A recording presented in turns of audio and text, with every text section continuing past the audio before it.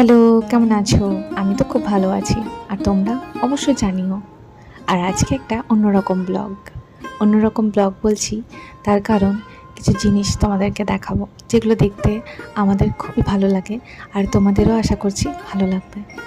আর আজকে আমি চললাম শ্বশুরবাড়ির রাস্তায় পড়ে হাওড়া ব্রিজ, যেটা মেন। তো অনেকের এই হাওড়া ব্রিজ নামে নিয়ে একটা অন্যরকম ফিলিং আছে।